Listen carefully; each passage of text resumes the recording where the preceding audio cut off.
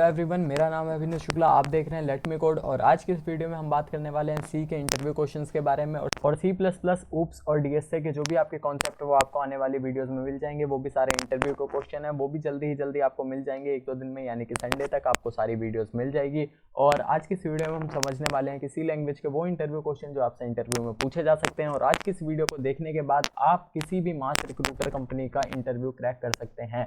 आप में से बहुत लोग प्रिपेयर कर रहे होंगे विप्रो विल्प के लिए, जो कि बीएससी और बीसीए के लिए है। और आप में से बहुत सारे लोग प्रिपेयर कर रहे होंगे एनएलटीएच के लिए, जो कि बीटेक वाले स्टूडेंट्स के लिए है। तो आज की वीडियो आपको बहुत ज़्यादा हेल्प करने वाली है। सी लैंग्वेज से रिलेटेड क्वेश्चंस आपसे वहाँ पर बहुत ज़्यादा पूछे आते हैं और डीबीएमएस के क्वेश्चन भी पूछे आते हैं। उसकी वीडियो भी आपको मिल जाएगी, सारे डॉक्यूमेंट आपको मिल जाएंगे आपसे, यानी कि आप फ्राइडे, सैटरडे, संडे इन 3 दिनों में आपको सारी ये चीज़ें यहाँ पर मिलने वाली हैं। तो आपको टेंशन लेने की कोई जरूरत नहीं है और आप उसके बाद किसी भी मास रिक्रूटर कंपनी का इंटरव्यू क्रैक कर सकते हैं। तो चलिए शुरू करते हैं आज की वीडियो के साथ। सबसे पहले आपसे पूछा गया है कि what are the basic data type supported in C language. और सी जो डेटा टाइप की वीडियो है वो मैंने सी लैंग्वेज के ट्यूटोरियल वाली वीडियो में डाली है। उसका लिंक आपको डिस्क्रिप्शन में मिल जाएगा या आपको ऊपर आई बटन पर भी वो वीडियो का लिंक दिख रहा होगा। आप वहां से भी वो वीडियो देख सकते हैं जाके। लेकिन हम इस वीडियो में समझते हैं। तो हमारे पास यहाँ पर जो डेटा टाइप्स होते हैं वो बेसिकली 4 टाइप के होते हैं। ये हमारे basic data type, derived, numerator और वॉइड। और इसके बारे में आप और ज़्यादा ढंग से पढ़ सकते हैं। और आपको मैंने बताया था, जैसे आप यहाँ पर देखिए कि इंटीजर है, यहाँ पर मैंने लिखा हुआ 2 बाइट। लेकिन अगर आपने मेरी सी लैंग्वेज में डेटा टाइप वाली वीडियो देखी है, वहाँ पर आपको मैंने बताया था कि ये 4 बाइट का होता है। तो 4 बाइट और 2 बाइट ये मशीन टू मशीन डिपेंड करता है। और आप ऐसी चीज़ अपने इंटरव्यू में जरूर इंक्लूड करिए कि अगर इंटरव्यूअर मतलब आपसे कुछ ऐसे डेटा टाइप से रिलेटेड पूछता है तो आप बताइए कि डेटा टाइप का जो साइज होता है वो मशीन टू मशीन वेरी करता है। जैसे कि इंटीजर का साइज कुछ मशीन में 2 बाइट्स होता है और कुछ मशीन में आपका होता है 4 बाइट्स का। तो ये चीज़ आप बता सकते हैं। उसके बाद है आपसे नेक्स्ट क्वेश्चन है हमारा कि dangling of pointer variable in C programming क्या है। तो इसके लिए सबसे पहले आपको पता होना चाहिए कि पॉइंटर क्या होता है। तो आपका जो पॉइंटर होता है वो भी एक तरह का वेरिएबल होता है, लेकिन वो कुछ खास तरह का वेरिएबल होता है। तो जो हमारा पॉइंटर होता है वो हमारे किसी वेरिएबल को पॉइंट करता है। अब वेरिएबल को पॉइंट करने का मतलब है कि आपके पास यहाँ पर लेट से 2 वेरिएबल हैं। तो पॉइंट करने का मतलब है आपके पास लेट से यहाँ पर एक वेरिएबल है ये, और उसके बाद आपने यहाँ पर ये पॉइंटर बना दिया। तो जो ये सर्कल टाइप का है ये आपका क्या है, वेरिएबल। और जो यहाँ पर आपका ये स्क्वायर टाइप का है ये आपका क्या है, पॉइंटर। तो ये जो आपका स्क्वायर ये पॉइंटर है ये क्या करता है, ये इसको पॉइंट करता है यहाँ पर इस सर्कल को जो मैंने बनाया था। और ये अपने आप यहाँ पर गायब हो जा रहा है, आप उसको टेंशन मत लीजिए। लेकिन यहाँ कहीं मेमोरी लोकेशन में आपकी ये जो वेरिएबल है तो उस मेमोरी के लोकेशन को आपका रेफर करता है क्या, पॉइंटर। तो पॉइंटर ही आपकी इस मेमोरी लोकेशन को रेफर करता है। तो जहां पर भी आपका वेरिएबल स्टोर होता है आपके पॉइंटर वेरिएबल में, यानी कि आपका एक वेरिएबल है उसका नाम लेट से ले लेते हैं ए। तो ए वेरिएबल का जो एड्रेस है आप पॉइंटर में कंटेन कर सकते हैं। आप डायरेक्ट उसको एड्रेस से एक्सेस कर सकते हैं पॉइंटर की हेल्प से। तो ये होता है आपका वेरिएबल का कॉन्सेप्ट। और उसके बाद बात आती है कि डैंगलिंग का मतलब क्या है।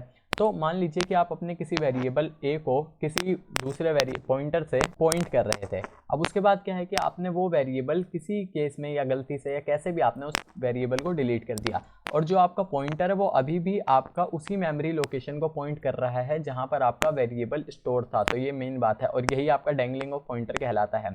तो इस केस में आपका जो पॉइंटर कर रहा है, पॉइंटर वेरिएबल जो है उसको हम बोलते हैं डैंगलिंग पॉइंटर वेरिएबल। यानी कि जो इसको जिस मेमोरी लोकेशन को वो पॉइंटर पॉइंट कर रहा था वहां का अगर वेरिएबल डिलीट हो जाता है और वेरिएबल के डिलीट होने के बाद भी अगर वो पॉइंटर वहीं पॉइंट कर रहा है उसी मेमोरी लोकेशन पर, तो वो आपका कहलाता है डैंगलिंग पॉइंटर वेरिएबल। तो ये चीज़ आपको क्लियर हो गई होगी। उसके बाद है what do you mean by the scope of variable. What is the scope of the variables in C. अब आपके पास इसमें 2 क्वेश्चन पूछे हुए कि स्कोप क्या होता है और सी लैंग्वेज में स्कोप कितना होता है वेरिएबल का। तो उससे पहले आपको समझना होगा कि स्कोप क्या होता है। तो जो आपका यहाँ पर स्कोप होता है वो होता है कि आपका वेरिएबल कितने पार्ट ऑफ कोड पे यानी कि रहेगा। तो ये चीज़ आपको यहाँ पर लिखी हुई है। तो सी लैंग्वेज में भी अलग अलग तरह के यानी कि वेरिएबल होते हैं। तो जो स्कोप होता है वेरिएबल्स का, देखिए मान लीजिए कोई वेरिएबल किसी फंक्शन के अंदर बनाया हुआ है तो उसका स्कोप उसी फंक्शन तक रहेगा। और अगर कोई ग्लोबली डिक्लेयर किया हुआ है तो उसका पूरे यानी कि स्टैटिक कीवर्ड की हेल्प से अगर डिक्लेयर किया हुआ है तो वो पूरे जब तक आपका सी प्रोग्राम है वो पूरे प्रोग्राम में वेरिएबल आपका एग्जिस्ट करता है, आप उसको कहीं भी यूज़ कर सकते हैं। तो ये आपका स्कोप होता है। और जो चीज़ें मैं बता रहा हूँ ये समझाने के लिए बता रहा हूँ और आप इसमें पढ़ के याद कर सकते हैं चीज़ें और समझ सकते हैं मेरी वीडियो के साथ। तो जो आपका ये डॉक्यूमेंट है ये मैं टेलीग्राम पे शेयर कर दूंगा, उसकी कोई दिक्कत की बात नहीं है। And what are the variables and functions, कि अब आपने ये चीज़ पता कर ली, हाँ भैया ठीक है कि पॉइंटर आपने ये कुछ क्वेश्चन पढ़े, लेकिन अब वेरिएबल और फंक्शन होता क्या है।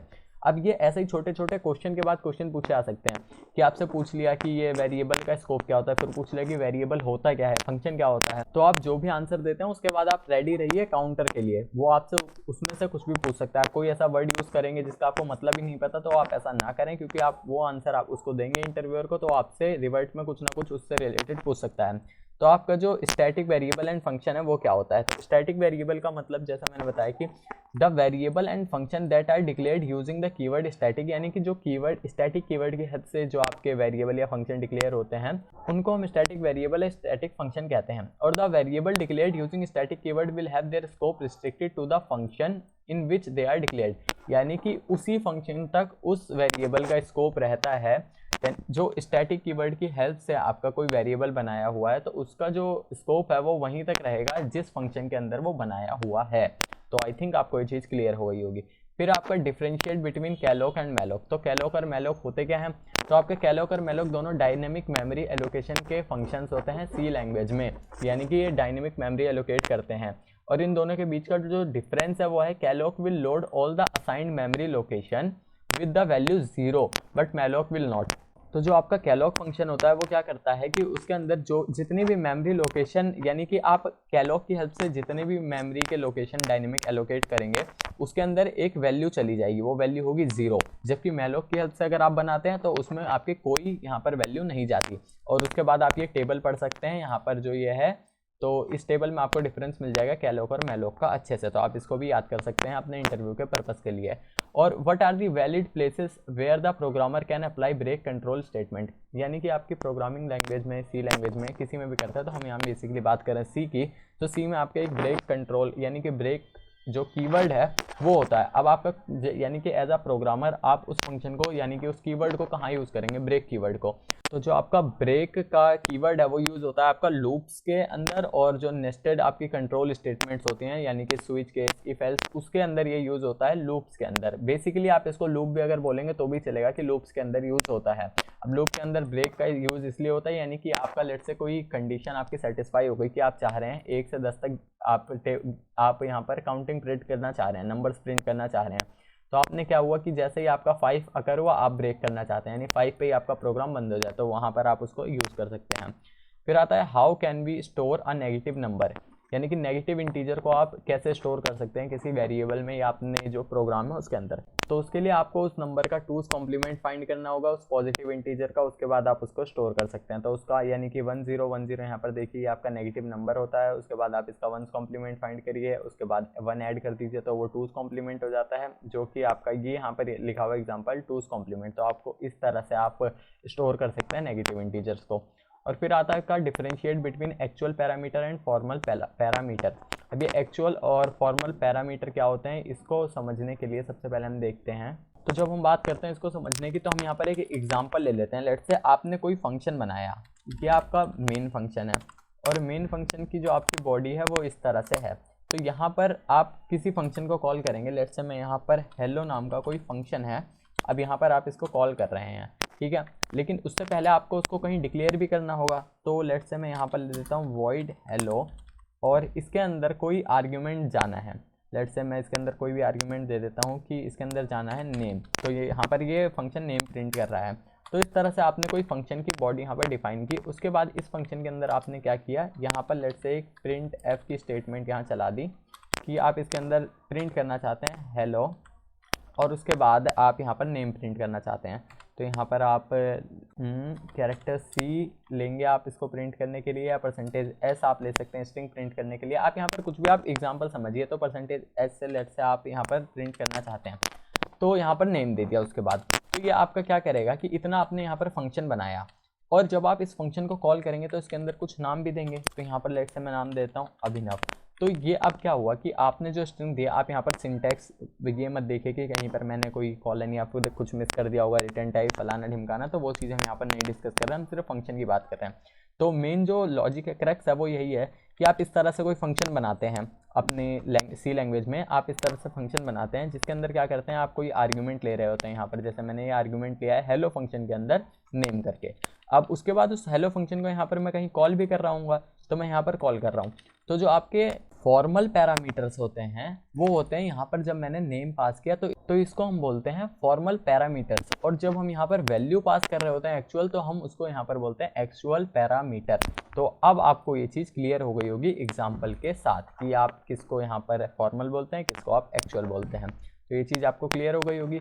अब फिर आता है हमारा can a C program be compiled executed in the absence of main. इसका डायरेक्ट आंसर होता है नो, क्योंकि कभी भी आप जब सी का प्रोग्राम लिखते हैं, आप कोई यानी कि कोड लिखते हैं सी लैंग्वेज में, प्रोग्राम बनाते हैं, तब क्या होता है जब आप उसको कंपाइल के लिए पुश करते हैं, आप कंपाइलर को कॉल करते हैं यानी कि रन बटन पर दबाते हैं, कंपाइल या रन करते हैं, तो जैसे ही आपका कंपाइलर प्रोग्राम रीड करना शुरू होता है सबसे पहले वो आपका मेन फंक्शन ही ढूंढता है। तो जैसे ही उसको मेन फंक्शन मिलेगा तभी आपकी एग्जीक्यूशन शुरू होगी। अगर उसको मेन फंक्शन नहीं मिला तो आपको एरर देगा ही देगा। तो आप बिना मेन फंक्शन के अपने सी प्रोग्राम को एग्जीक्यूट नहीं कर सकते। फिर आता है हमारा what do you mean bye nested structure. Nested का मतलब होता है एक के अंदर एक। इतनी चीज आपको समझ आई कि नेस्टेड का मतलब क्या होता है। फिर आता है हमारा when a data member of one structure is referred by the data member of another function then the structure is called nested structure. यानी कि जब आपने कोई स्ट्रक्चर, यहाँ पर आप सी लैंग्वेज में स्ट्रक्चर आपको दो तरह से रेफर कर सकता है, लेकिन आप ये चीज़ इंटरव्यूअर से क्लियर कर सकते हैं कि आप स्ट्रक्चर क्या पूछना चाह रहे हैं। स्ट्रक्चर का यहाँ पर जो की है कि एक होता है स्ट्रक्चर की, हाँ किसी घर का स्ट्रक्चर। तो अगर नेस्टेड स्ट्रक्चर है तो आप जैसे लूप के अंदर लूप लगाते हैं, नेस्टेड लूप्स उनको बोलते हैं। और नेस्टेड स्ट्रक्चर हो सकता है क्योंकि सी में स्ट्रक्चर नाम की भी एक चीज़ होती है। जिस तरह से आप C++, जावा, पाइथन इनमें क्लासें बनाते हैं, उसी तरह यहाँ पर होता है आपका स्ट्रक्चर। तो नेस्टेड स्ट्रक्चर हो सकता है कि जब आप स्ट्रक्चर के अंदर स्ट्रक्चर बना रहे होते हैं तो उसको हम यहाँ पर नेस्टेड स्ट्रक्चर बोलते हैं। तो ये चीज़ आप यहाँ पर यूज़ कर सकते हैं, आप बता सकते हैं, आप इंटरव्यूअर से पूरी चीज़ें क्लियर करके पूछ सकते हैं कि हाँ क्या आप पूछना क्या चाह रहे हैं। क्योंकि बाद में आप इस चीज़ से बहुत पछताने वाले हैं कि अरे यार मैं यहाँ पर अगर ये चीज़ पूछ लेता, ये तो मुझे आती थी, लेकिन आप आने के बाद भी नहीं बता पाए। उसकी प्रॉब्लम यही कि आपने इंटरव्यूअर से वो चीज़ क्लियर नहीं की कि हाँ मुझे बताना क्या है। तो आप जितनी बार यहाँ पर यानी कि आपको कोई समझने में दिक्कत आती है क्वेश्चन, तो आप इंटरव्यूअर से क्लियर कर सकते हैं। आप उस चीज़ में नहीं, आपको वो कहीं आपका नंबर नहीं कटने वाले इंटरव्यू के, लेकिन जब आप उसको गलत आंसर देंगे तब तो आपके नंबर कटेंगे। फिर आता है आपका व्हाट इज सी टोकन। अब आपका सी लैंग्वेज में टोकन क्या होते हैं, तो जो भी आपके keyword, constant, special, symbols, string, operator, identifier जो भी सब यूज़ होते हैं सबको हम सी लैंग्वेज में टोकन ही बोलते हैं। इन सब के लिए यानी कि एक टर्म यूज़ होती है कि ये हमारे सब सी लैंग्वेज के अंदर टोकन होते हैं। तो आप ये चीज़ पता कर सकते हैं। और जैसे आपसे यानी कि इंटरव्यूअर ने पूछा कि सी में टोकन क्या होते हैं, तो आपने बताया keyword, constant, special, symbol, string, operators. तो आपसे पूछ सकते हैं कि ऑपरेटर्स क्या होते हैं, या आइडेंटिफायर्स क्या होते हैं, या फिर कांस्टेंट क्या होते हैं। तो आप इन सब चीज़ों के बारे में भी प्रिपेयर रहिए। फिर आता है आपका व्हाट इज प्रोसेसर। अभी प्रोसेसर क्या है। फिर आता है आपका व्हाट इज प्री प्रोसेसर। अब प्री प्रोसेसर क्या होता है, तो a preprocessor directive is considered as a built in predefined function और macro that act as a directive to the compiler and it gets executed before the actual C program executed. यानी कि अब मैंने आपको, अगर सी वाली आपने मेरी वीडियो देखी है तो मैंने आपको उसमें बताया था कि जो भी चीज़ आपकी हैश टैग से शुरू होती है, आपका जितना भी सी में हैश से कोड शुरू होता है वो आपके प्री प्रोसेसर डायरेक्टर होते हैं।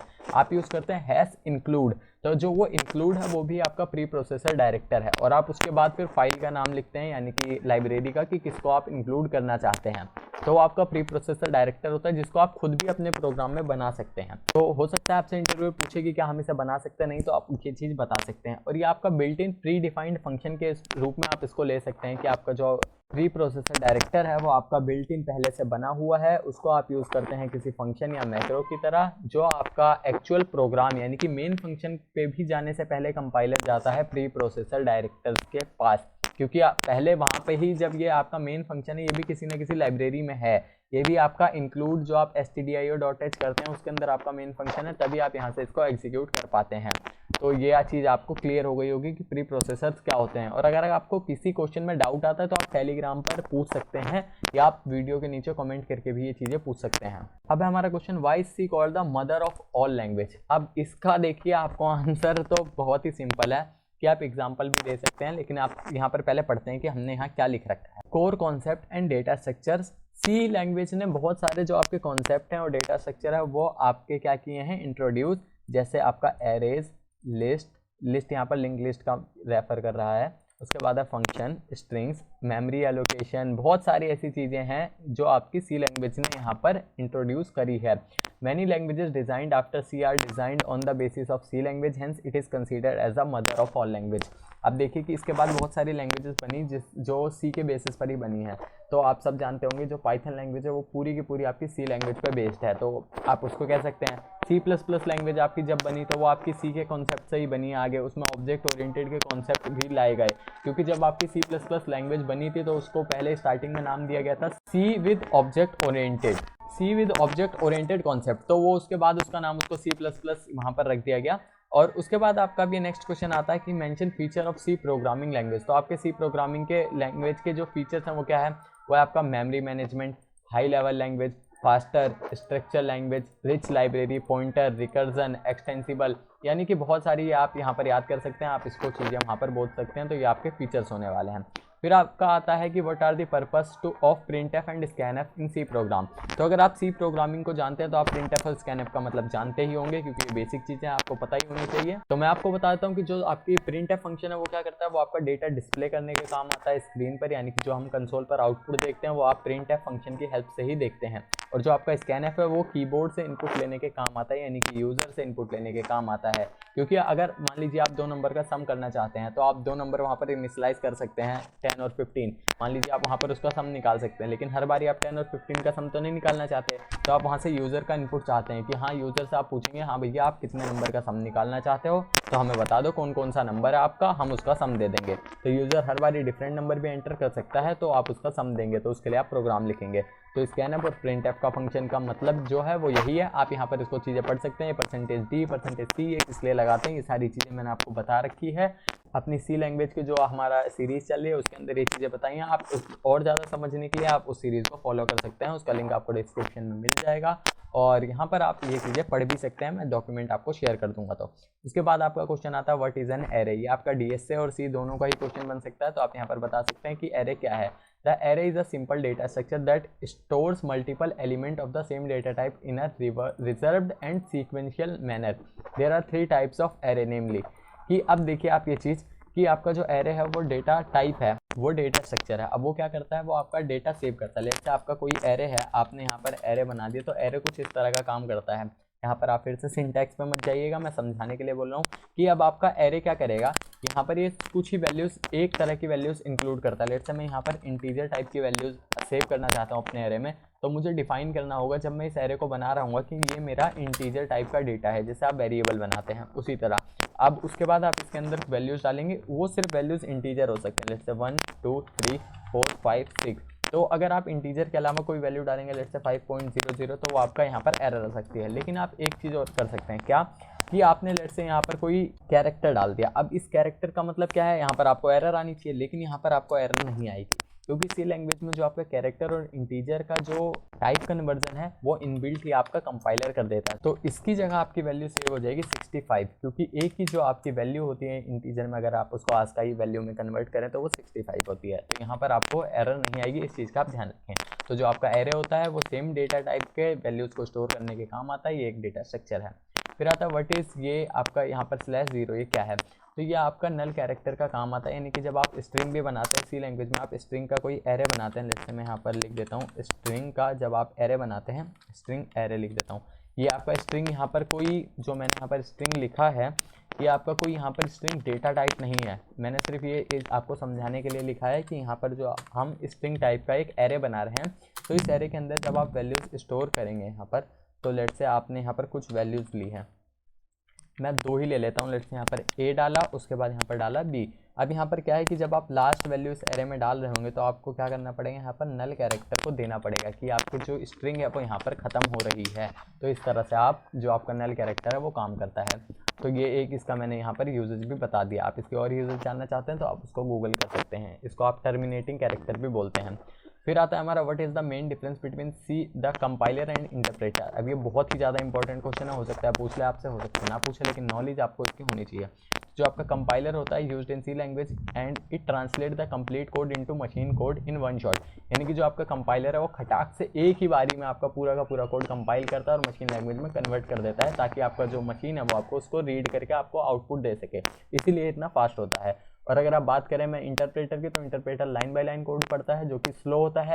इसका आप एग्जांपल ले सकते हैं पाइथन लैंग्वेज। पाइथन लैंग्वेज बहुत स्लो होती है सी के कंपेयर में तो बहुत ही ज़्यादा, और ये इसलिए होती है क्योंकि आपकी जो पाइथन लैंग्वेज है वो इंटरप्रेटेड लैंग्वेज है। बाकी आप इसका आंसर पढ़ सकते हैं, इसके बारे में आपको नॉलेज मिल जाएगी। फिर आता है आपका कि can I use in data type two store 3278768। तो आपका जो ये इतना बड़ा नंबर है, ये देखिए अगर मैं आपको इंटीजर की रेंज दिखाऊं, मैंने आपको ऊपर अभी यहाँ पर डेटा टाइप का वो दिखाया था, तो ये देखिए आप इंटीजर की जो रेंज है वो क्या है, -32768 से +32768। अब वहाँ पर हम नंबर स्टोर करने की बात कर रहे हैं 32768, और यहाँ पर वैल्यू कितनी तक सेव हो सकती है, 7 तक। तो हम यहाँ पर 8 है वो स्टोर कर रहे हैं, तो यहाँ पर वो आप नहीं स्टोर कर सकते। उसके लिए क्या हो जाएगा, तो आप इसको नहीं स्टोर कर सकते इसके अंदर, क्योंकि उसके बाद आपको किसी लॉन्ग, इंट या फिर फ्लोट ऐसी वैल्यू की जरूरत पड़ेगी जिसका स्कोप ज़्यादा हो। अगर आप फ्लोट में यूज़ करेंगे तो इसके बाद यहाँ पर इस वैल्यू के बाद क्या हो जाएगा, .00000 कुछ यहाँ पर 4-5 जीरोस ऐड हो जाएंगे। अभी जीरोस ऐड क्यों हो जाते हैं ये आप अभी बात छोड़िए, तो यहाँ पर आप इसको यूज़ कर सकते हैं। फिर आता है कि अब हमारे कुछ ये हमारे बेसिक क्वेश्चन थे सी लैंग्वेज के जो आपको पता होने चाहिए। और देखिए जो आपका इंटरव्यू होने वाला है वो इतने ही लेवल तक का होगा कि ऐसी ही चीज़ें आपसे पूछी जाएंगी, लेकिन उसके बाद भी आता है कि आपका इंटरमीडिएट यानी कि कुछ क्वेश्चन है। मैं ये डॉक्यूमेंट आपके साथ पूरा शेयर कर दूंगा, आप इसको पढ़ सकते हैं। इसमें आपको बहुत सारी चीज़ें मिल जाएंगी, कोड मिल जाएंगे, बहुत सारे क्वेश्चन है। आप देखिए कितना बड़ा यहाँ पर ये डॉक्यूमेंट है, तो इसमें आप कोड वगैरह सब कुछ पढ़ सकते हैं। तो मैं आपको लेकिन स्टार्टिंग से कुछ चीज़ें यहाँ बताता हूँ। जैसे तो हम यहाँ पर कुछ क्वेश्चन यहाँ पर डिस्कस कर लेते हैं। तो how function declared in C language, तो सी लैंग्वेज में फंक्शन कैसे डिक्लेयर होते हैं आपको यहाँ पर देना है उसका सिंटैक्स। तो हो सकता है आपसे करवा के देखें, लेकिन आपका वर्चुअल अगर इंटरव्यू होना है तो आपका जो लिखने का है वो कम ही हो सकता है, आपका ये ओरल इंटरव्यू ही ज़्यादा होने वाला है। फिर आता है what is dynamic memory allocation. तो डायनेमिक मेमोरी एलोकेशन का मतलब क्या होता है, dynamic memory allocation is the process of allocating memory to the program and its variable in run time. यानी कि जब आप इस तरह से वैल्यू बनाते हैं, जैसे मैंने लिख दिया इंट a = 10, जब आपने ये दिया तो ये आपका ये कंपाइल टाइम है। जब आप यहाँ पर वैल्यू स्टोर कर रहे हैं तो इसको आप कंपाइल टाइम बोलेंगे। लेकिन आपको यहाँ पर जो मेमोरी है इंट वेरिएबल, आपको नहीं पता यहाँ पर कि आपको कोई वैल्यू देनी है, आपका कोई वेरिएबल नहीं है, लेकिन आपका जो इनपुट है वो यहाँ पर क्या आना है, 10 आना है। तो आपको इसको कहीं ना कहीं मेमोरी देनी पड़ेगी, तो उसको हम रन टाइम पर दे सकते हैं। क्योंकि जब और हम रन टाइम में मेमोरी एलोकेट तब करते हैं जब हमें मेमोरी का डेटा का साइज नहीं पता होता, यानी कि कौन सा क्या डेटा आएगा वो उसका साइज हमें नहीं पता होता, तो हम रन टाइम पर मेमोरी एलोकेट करते हैं। Dynamic memory allocation is process involve 3 function for allocating memory in 1 function to free and used memory. यानी सी लैंग्वेज में आपको मेमोरी एलोकेट भी करनी होती है और आपको फ्री भी करनी होती है। तो आप मैलोक और कैलोक फंक्शन की हेल्प से यहाँ पर मेमोरी एलोकेट कर सकते हैं, और एलोकेटेड की हुई मेमोरी आपको री एलोकेट कर सकते हैं आप किसी दूसरे वेरिएबल को। तो उसके आपको सिंटैक्स यहाँ पर मिल जाएंगे, आप इस डॉक्यूमेंट में पढ़ सकते हैं। फिर आता है what do you mean by dangling pointer variable in C. ये तो हम डिस्कस कर चुके हैं, यहाँ पर दोबारा आ गया तो आप इस चीज़ को छोड़ दीजिए। फिर आता है where can we not use address operator, यानी कि हम एड्रेस ऑपरेटर कहाँ पर यूज़ नहीं कर सकते। तो हम एड्रेस ऑपरेटर यूज़ नहीं कर सकते कांस्टेंट के साथ in a variable in which declared using register storage class. हम रजिस्टर स्टोरेज क्लास, तो या तो आपका कोई वेरिएबल है वो कांस्टेंट है, यानी कि कांस्टेंट कीवर्ड की हेल्प से बना है, या आपका रजिस्टर स्टोरेज क्लास में बना है। अब रजिस्टर स्टोरेज क्लास क्या होती है, ये होती है कि आपकी जो डेटा है वेरिएबल है वो सीधा सेव होता है आपके सीपीयू के रजिस्टर में जाके, तो आप उसमें एड्रेस ऑफ ऑपरेटर नहीं यूज़ कर सकते। तो ये चीज़ आपको क्लियर होगी। फिर आता है write simple function of a structure in C language, कि आपको स्ट्रक्चर कैसे बनाना होता है। तो ये इसका सिंटैक्स होता है आपका स्ट्रक्चर बनाने का, आप ये चीज़ यहाँ से देख सकते हैं कि किस तरह से बनाते हैं। फिर आता है कॉल बाय वैल्यू और कॉल बाय रेफरेंस के बीच में डिफरेंस, बहुत ही ज़्यादा इंपॉर्टेंट क्वेश्चन है। तो कॉल बाय वैल्यू में आपकी सेफ्टी होती है, actual argument can not be change the remain, यानी कि जब आप वैल्यू से सेव कॉल कर रहे होते हैं तो आपका जो एक्चुअल आर्ग्यूमेंट है वो सेफ रहता है मेमोरी। और उसके बाद दूसरी तरफ है call by reference, operation are performed on actual argument hence not safe, यानी कि आपका जो आर्ग्यूमेंट होता है वो डायरेक्ट उसी मेमोरी लोकेशन पर, यानी कि जहाँ आपका वेरिएबल डेटा सेव है वहीं पे आपके जो भी ऑपरेशन परफॉर्म होते हैं वहीं होते हैं, तो आपका वैल्यू जो है वो चेंज हो सकती है। फिर आता है memory location, separate memory location are allocated for formal argument. इसमें आपका फॉर्मल आर्ग्यूमेंट वही होते हैं जब आप फंक्शन का नेम यानी फंक्शन में पास करते हैं। लेट्स से ये चेंज आपका यहाँ पर फंक्शन बना हुआ है, आप इससे देखिए यहाँ पर जो इंट एक्स और वाई है ये क्या है, ये यहाँ पर यही कॉल बाय वैल्यू है, यानी कि आप यहाँ पर ये फॉर्मल आर्ग्यूमेंट पास कर रहे हैं। तो इसमें आपकी मेमोरी लोकेशन भी है, वो यहाँ पर आपकी दूसरी एलोकेट होती है। फिर एक्चुअल पैरामीटर यानी कि आपकी जो मेमोरी स्टोरेज में जहाँ पर भी सेव होते हैं वहीं पे आपका काम होता है, तो इसमें दूसरे यानी कि जो आपकी सेपरेट मेमोरी लोकेशन है वो एलोकेट नहीं होती। फिर आता है आपका argument, copy of actual argument are sent. जैसे आपका जो डेटा है वो यहाँ पर 50 और 25 है, तो जब आप इसके अंदर पास कर रहे हैं तो यहाँ पर इसकी कॉपी जा रही है, एक्चुअल डेटा नहीं जा रहा है। यहाँ पर आप इसको अगर चेंज भी करेंगे तो आप मेन फंक्शन के अंदर इसको ए और बी वेरिएबल को प्रिंट करके देख सकते हैं, कोई यहाँ पर फ़र्क नहीं आने वाला, वो इस वेरिएबल के स्कोप के अंदर ही उसमें फ़र्क आएगा। तो आपका जो एक्चुअल डेटा है वो सेफ है। यहाँ पर एक्चुअल आर्गूमेंट ही डायरेक्ट पास होते हैं, क्योंकि इसमें हम एड्रेस पास करते हैं जब हम रेफरेंस यूज़ करते हैं, तो पॉइंटर वगैरह का कॉन्सेप्ट इसी में आता है, जिसमें आपका कॉल बाय रेफरेंस से आपका डेटा यहाँ पर ओरिजिनल सेंड होता है। तो आप ये चीज़ याद रखें। तो आप यहाँ पर ये चीज़ें देख सकते हैं, कॉल बाय जब आप रेफरेंस पास करते हैं तो देखिए पॉइंटर की हेल्प से करते हैं, तो ये कोड आप देख लीजिएगा। उसके बाद अगर आपको किसी कोड में भी डाउट आता है तो आप टेलीग्राम पर या यहाँ कमेंट करके पूछिए। फिर आता है differentiate between gate C H and gate C H E. तो ये दोनों आपके कैरेक्टर जो डेटा डिस्प्ले करने के काम आते हैं स्क्रीन पर। मैंने सी वाली वीडियो में बताया है कि आपका जो कई बार होता है कि आपकी स्क्रीन नहीं रुकती तो आपको गेट सी एच लगाना होता है ताकि आप अपने डेटा को सेव कर देख सकें। तो गेट सी एच फंक्शन जो होता है ये भी आपका कैरेक्टर यानी कि कीबोर्ड से इनपुट रीड करता है, गेट सी एच भी आपका कीबोर्ड से इनपुट रीड करता है, लेकिन आपका गेट सी एच में कोई बफर यूज़ नहीं होता, इसलिए आपका जो डेटा है वो आपका डिस्प्ले नहीं होता। और गेट सी एच में आपका डेटा डिस्प्ले भी हो जाता है क्योंकि वो बफर यूज़ करता है। तो ये आपका कीबोर्ड यानी कि यहाँ पर ये आपका कोड मिल जाएगा, आप इस कोड को भी पढ़ सकते हैं। फिर आता है toupper with an example. Toupper आता है आपका लोअर केस से अपर केस में कन्वर्ट करने के लिए, कि आपका कोई कैरेक्टर है ए, तो इसको आप अपर केस में कन्वर्ट करना चाहते हैं तो टू अपर का फंक्शन का यूज़ कर सकते हैं। तो इसमें और भी बहुत सारे फंक्शन हैं, कुछ बहुत सारे क्वेश्चन है, कुछ क्वेश्चन हम डिस्कस कर लेते हैं, बाकी आप पढ़ लीजिएगा, मैं आपको डॉक्यूमेंट शेयर कर दूंगा। फिर भी अगर आपको कोई डाउट आएगा तो आप मुझसे पूछिएगा। फिर आता है can I write a customized head file in C. अब ये हेड फाइल या फिर हेडर फाइल दोनों है कि आप क्या अपने सी प्रोग्राम में, सी लैंग्वेज में आप हेडर फाइल बना सकते हैं खुद की। जैसे आपको अगर पाइथन के बैकग्राउंड से आता है तो आपको पता होगा पाइथन में आप खुद अपनी लाइब्रेरी बना सकते हैं। तो हाँ, सी लैंग्वेज में भी आप अपनी हेडर फाइल बना सकते हैं और आप उसको उसी तरह इंक्लूड कर सकते हैं जैसे आप stdio.h और conio.h को करते हैं। अब आता है कि आपका मेमोरी लीक का मतलब क्या होता है। तो memory leak can be defined as a situation where programmer allocate dynamic memory, यानी कि आप एज अ प्रोग्रामर आपने डायनेमिक मेमोरी एलोकेट करी है किसी वेरिएबल को, लेकिन आप उस मेमोरी उसके काम के बाद यानी उसके यूजेस के बाद आप उसको जो आपने मेमोरी एलोकेट की थी आप उसको फ्री करना भूल गए, उस मेमोरी को डिलीट करना भूल गए, तो आपका मेमोरी लीक की टर्म आप उसको कह सकते हैं। तो वही होता है आपका मेमोरी लीक। तो आप कोड देख सकते हैं, यहाँ पर मेमोरी लीक का एक एग्जांपल भी दिया हुआ है।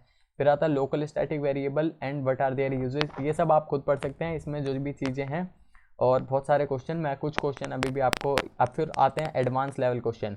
आप एडवांस लेवल क्वेश्चन तब पढ़िएगा अगर आप बहुत ज़्यादा इंटरेस्टेड हैं। बेसिकली आपसे इंटरव्यू में इतने ही लेवल तक के क्वेश्चन पूछे जाएंगे जो मैंने आपको बताए हैं, लेकिन आप फिर भी इन क्वेश्चंस को एक बार देख लीजिएगा तो यहाँ पर आपको बहुत सारी नॉलेज इनमें से मिल जाएगी। तो आई थिंक आपको बहुत सारी चीज़ें क्लियर होंगी। देखिए जैसे राउंड रॉबिन एल्गोरिथम, ये आपसे नहीं पूछी जाने वाली, लेकिन ये अब मैंने इसमें ऐड कर दिया है, ये बहुत ज़्यादा मतलब हाई लेवल की चीज़ है, तो ये आपसे विप्रो जैसे इंटरव्यू में तो बिल्कुल ही नहीं पूछी जाने वाली। तो आई थिंक आपको ये चीज़ अब क्लियर होगी और ये डॉक्यूमेंट मैं आपके साथ शेयर कर दूंगा टेलीग्राम पर, तो आप इसको सबको पढ़िए ढंग से। और आपको कोई भी डाउट आता है, कहीं भी डाउट आता है तो आप मुझसे कमेंट करके पूछिए, आप मुझसे टेलीग्राम पर पूछिए। और अब नेक्स्ट वीडियो में आपको C++ की वीडियो, फिर आपको ऊप्स और उसके बाद DSA मिल जाएगी, जो भी मतलब लगातार ही 1 ही 2 दिन के अंदर सारी वीडियोज़ आपको मिल जाएंगी। और उसके बाद फिर DBMS और ऑपरेटिंग सिस्टम। तो आपकी 5-6 वीडियोज़ हैं जो पेंडिंग में है, वो आपको जल्दी ही जल्दी मिल जाएंगी। 2 ही 3 दिन में सारी ये वीडियोज़ आपके पास आ जाएंगी, यानी कि यूट्यूब पर अपलोड हो जाएंगी। तो आई होप आपको ये वीडियोज़ पसंद आ रही होंगी, ये वीडियोज़ हेल्पफुल होंगी। अगर आपको ये वीडियोज़ पसंद आ रही है, आपको लग रहा है कि हाँ मैं ये वीडियो बनाने में मेहनत कर रहा हूँ, तो आप चैनल को सब्सक्राइब करिए, अपने दोस्तों के साथ ये वीडियो शेयर करिए और आप कमेंट करिए, बताइए कि ये वीडियो आपको कैसी लगी है। और अब मिलते हैं नेक्स्ट वीडियो में, तब तक के लिए बाय, थैंक यू।